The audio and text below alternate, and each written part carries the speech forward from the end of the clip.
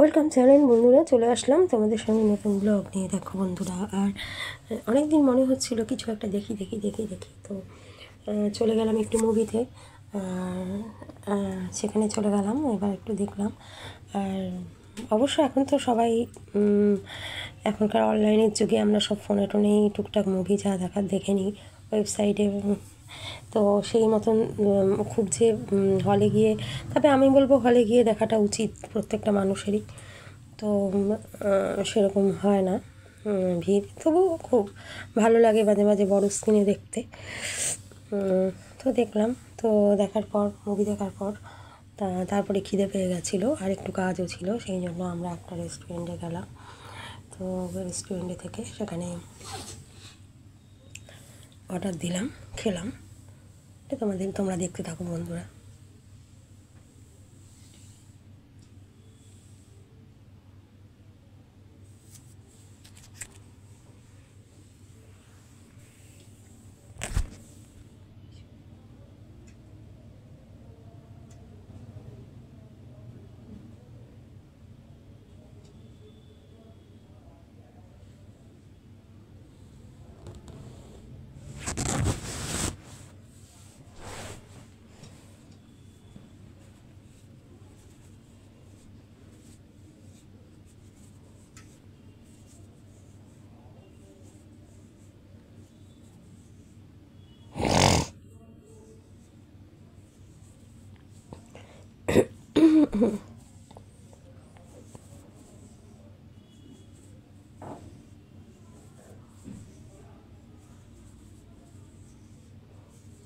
রেস্টুরেন্টে তো সবাই ভিড় হবে, সবাই মিলেমিশে খেতে একটা মজাই আলাদা রেস্টুরেন্টে। এবার সেখান থেকে আরেক দিনের ব্লগটা তোমাদেরকে অ্যাড করছি। আচ্ছা, তোমরা জানো এই শ্যামবাজারে হচ্ছে শ্যামসুন্দরী মা, আবার একই শ্যামাসুন্দরী শ্যামসুন্দরী নৈহাটিতেও আছে। এটা হচ্ছে শ্যামাসুন্দরী মা। এই শ্যামাসুন্দরী মা এটা কিন্তু একটা ঐতিহাসিক আছে, মানে আলিবর্দি খাঁর সময় থেকে এই 300 বছর পুরনো এই জাগ্রত মন্দির। সেই মন্দিরটা তোমাদের সঙ্গে দেখাতে চলে এসেছি। এটা হচ্ছে শ্যামাসুন্দরী মায়ের মন্দির।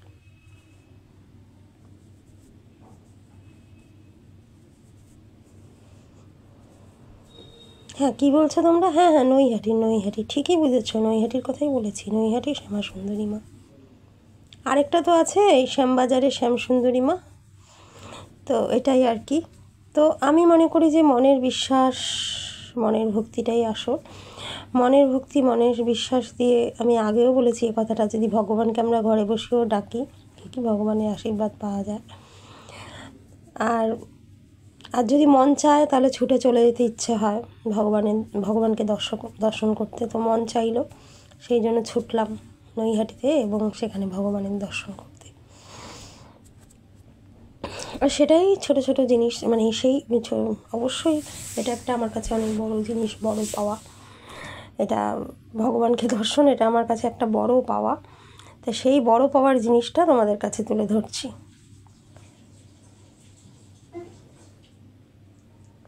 আচ্ছা, এবার দেখো, এখানে দেখতে থাকো।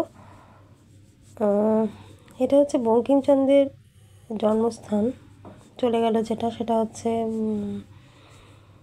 বঙ্কিমচন্দ্রের জন্মস্থান, এই যে এটাই। এবং এখানে পাশে মন্দিরও আছে, বঙ্কিমচন্দ্রের সংগ্রহশালা আছে কাঁঠালপাড়ায়, যেটা নৈহাটির। কিন্তু এখানে সোমবার আর শনিবার বন্ধ থাকে বলে আমরা সংগ্রহশালার ভিতরে ঢুকতে পারিনি। গরমের পুজো দিতে পেরেছি। সমস্ত কীট পতঙ্গ থাকে, তাদেরকে দমন করে দিয়ে যেন আমরা এগিয়ে যেতে পারি, এটাই আমি বললাম। কীট পতঙ্গ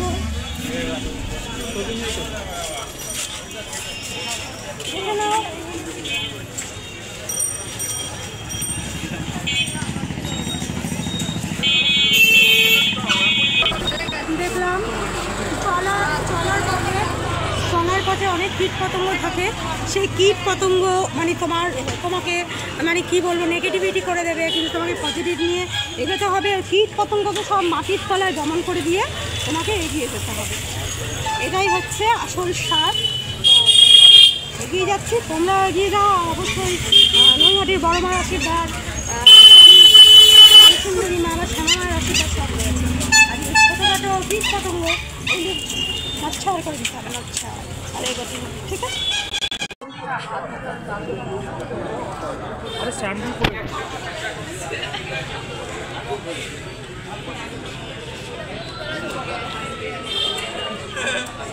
দেখো এখানে গঙ্গার ঘাটে চলে আসলাম, এখন অন্ধকার হয়ে গেছে, সন্ধ্যা হয়ে গেছে। আর নৈহাটির বাগানের ওখানে সন্ধ্যা আরতি হবে।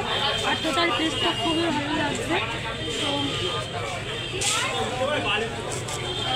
দেখো, দেখতে থাকো, এরকম এরকম নতুন নতুন আরও ভিডিও পাবে, অবশ্যই তোমরা দেখতে থাকো, পাবে। বাড়ি গিয়ে তোমাদের বলবো আরও অনেক কিছু।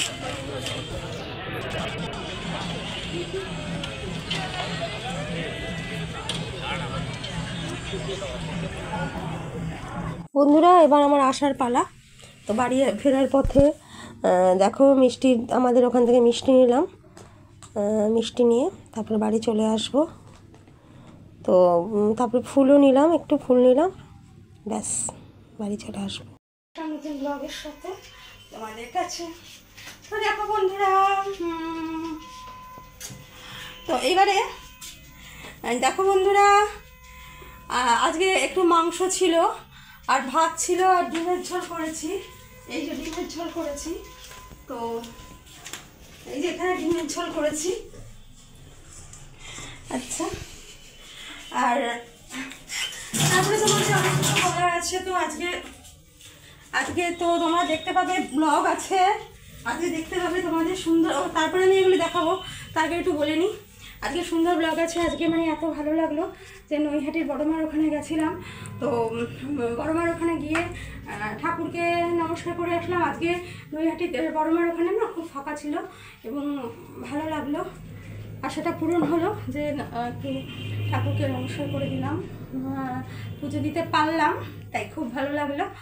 তো চলার পথে একটাই কথা,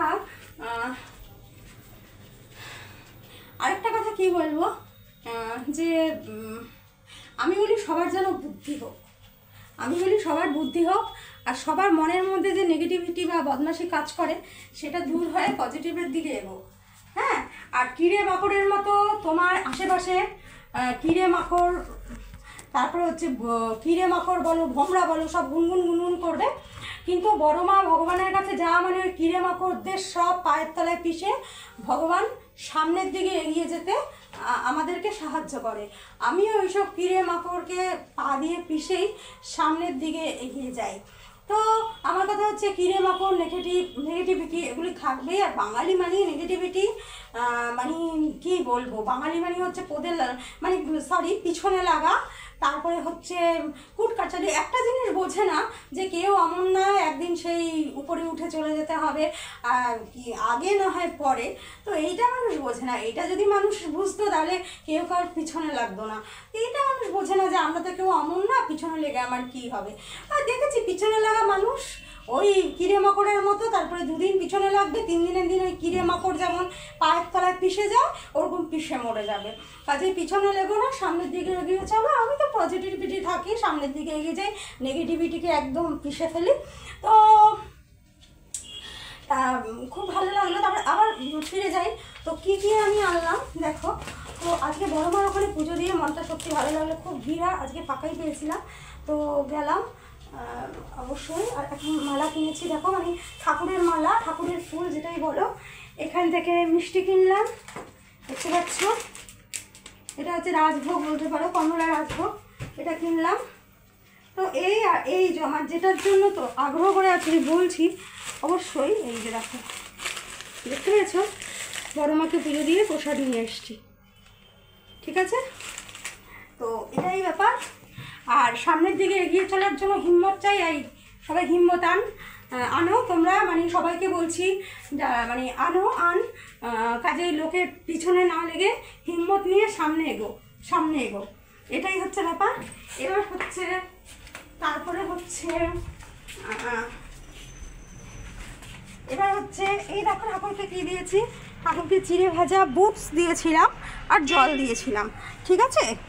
এটুকু দিয়েছিলাম। আর এখানে ধূপকাঠি থাকে, সব থাকে।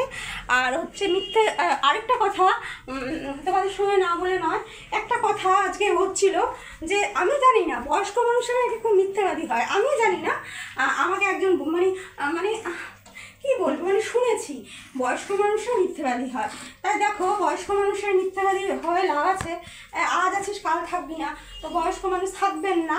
তা বয়স্ক মানুষ মিথ্যে কথা না বলে সামনে এসে যদি সৎ সাহস থাকে সত্যি কথাটা মানে স্বীকার করা, মানে স্বীকার করাটা উচিত। কি বলছি আমি, না লিঙ্ক পাচ্ছ না? না আসলে আমার মনে হয় এটাই বলছি যে বয়স্ক মানুষগুলো খুব মিথ্যাবাদী হয়। তো বয়স্ক মানুষদের উচিত যে যার কাছে সত্যি কথা স্বীকার করা। আড়ালে থেকে কোনো লাভ নেই, আড়ালে থেকে কোনো মজা পাবি না, ঠিক আছে? সত্যি কথা বলতে হয়, সামনে আয়।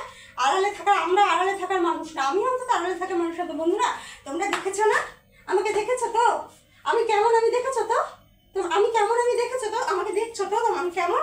আমি স্পষ্টবাদী। একটা জিনিস কিন্তু তোমরা আমাকে বলো যে আমি স্পষ্টবাদী, যা বলি সামনাসামনি, আমার হিম্মত আছে। কিন্তু ওই বয়স্ক মানুষগুলো মানে হিম্মত নেই, সামনে এসে কথা জানে না। আরে সামনে এসে কথা বল, দূর থেকে তাকিয়ে ঝুড়িয়ে লাভ নেই, লাভ নেই। জানি তোমরা আসো তো, তোমরা আসো তো, তোমরা এসেছো তো আমাকে দেখার জন্য। তো দেখো দেখো দেখো আমার কাছে কেমন লাগছে, একটু দেখো দেখো দেখো দেখো।